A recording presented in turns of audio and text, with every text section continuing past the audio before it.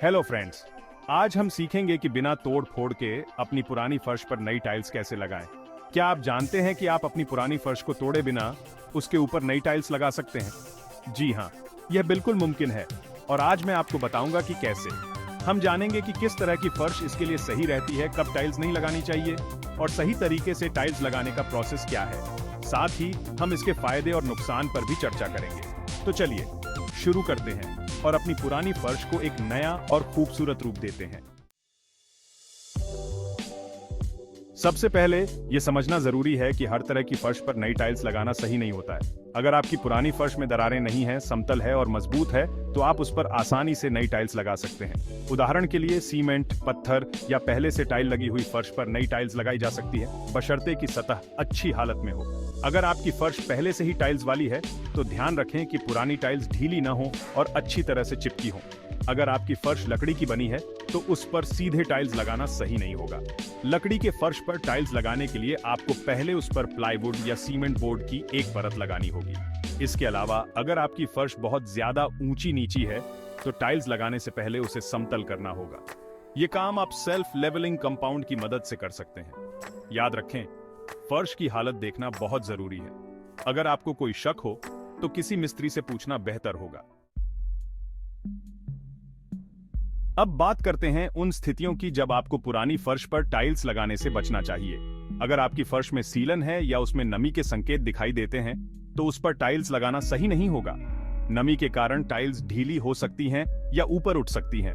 इससे आपकी मेहनत और पैसा दोनों बर्बाद हो सकते हैं। ऐसी स्थिति में सबसे पहले आपको फर्श की मरम्मत करवानी चाहिए और यह पक्का करना चाहिए कि उसमें सीलन की समस्या पूरी तरह से ठीक हो गई है।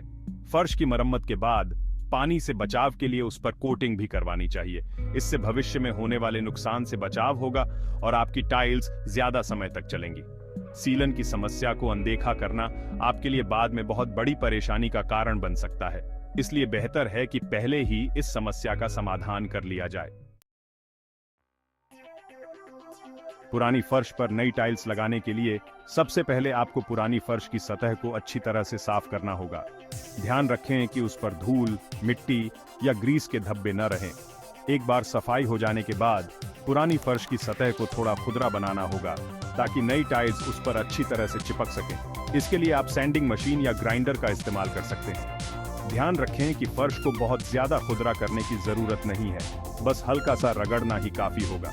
अब पुरानी फर्श पर SBR केमिकल की एक परत लगाएं। ये केमिकल सतह को और ज्यादा खुरदरा बनाएगा और नई टाइल्स की पकड़ को बेहतर बनाएगा। SBR केमिकल को ब्रश या रोलर की मदद से लगाया जा सकता है। यह केमिकल आसानी से हार्डवेयर की दुकानों पर मिल जाता है।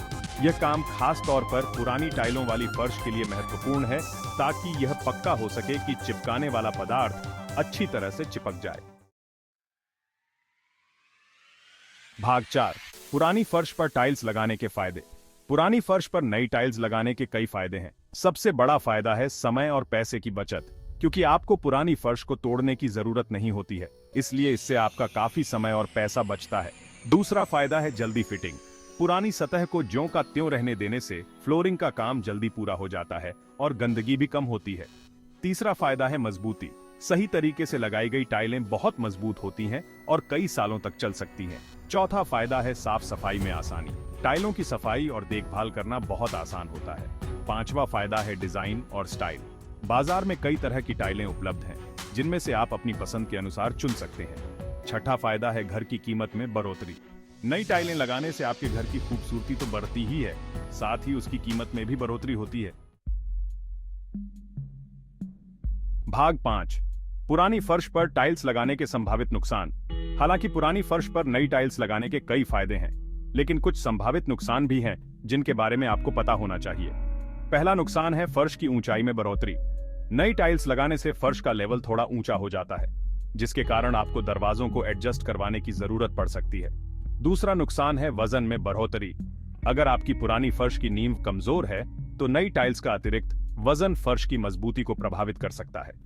तीसरा नुकसान है टाइलों का टूटना। अगर टाइलों को सही तरीके से नहीं लगाया गया, तो वे टूट सकती हैं। चौथा नुकसान है सीलन। अगर टाइलों के बीच के जोड़ों को सही तरीके से सील नहीं किया गया, तो पानी रिस सकता है और फर्श को नुकसान पहुंचा सकता है। पांचवा नुकसान है फिसलन। कुछ टाइलें फिसलन भरी होती हैं, खास तौर पर जब वे गीली हों। इन नुकसानों से बचने के लिए यह जरूरी है कि आप टाइलों को सही तरीके से लगवाएं और किसी मिस्त्री की मदद लें। भाग 6, टाइल्स लगाने का सही तरीका। अब बात करते हैं सबसे जरूरी चीज की, टाइल्स लगाने के सही तरीके की। सबसे पहले फर्श को अच्छी तरह से साफ करें और उसे ऊपर बताए गए तरीके से खुरदरा बना लें। टाइल्स लगाने के लिए टाइल एडहीसिव का इस्तेमाल करें। यह पुरानी फ्लोरिंग पर नई टाइलें लगाने का सबसे अच्छा तरीका है। सीमेंट और रेत के मिश्रण का इस्तेमाल करने से बचें, क्योंकि यह पुरानी फर्श पर उतना असरदार नहीं होता है। टाइल एडहीसिव आसानी से हार्डवेयर की दुकानों पर मिल जाता है। टाइल्स लगाते समय स्पेसर का इस्तेमाल करें ताकि उनके बीच में जगह बनी रहे और वे सीधी लाइन में लगे। स्पेसर से टाइलों के बीच की दूरी बराबर रहेगी और फिनिशिंग अच्छी आएगी। टाइल्स लगाने के बाद जोड़ों को ग्राउट से भरें।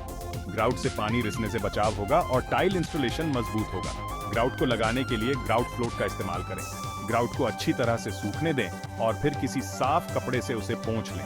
ध्यान रखें, टाइल्स लगाने का काम धैर्य और सटीकता मांगता है। अगर आप जल्दबाजी करेंगे तो फिनिशिंग अच्छी नहीं आएगी। भाग 7, एडहीसिव या सीमेंट, कौन सा बेहतर है? पुरानी फर्श पर नई टाइल्स लगाने के लिए एडहीसिव और सीमेंट दोनों का इस्तेमाल किया जा सकता है, लेकिन सवाल यह है कि कौन सा बेहतर है। एडहीसिव यह पुरानी सतहों पर टाइल्स लगाने का सबसे अच्छा विकल्प है। यह जल्दी चिपक जाता है, फर्श की ऊंचाई में बढ़ोतरी को भी कम करता है और इसका उपयोग करना आसान होता है।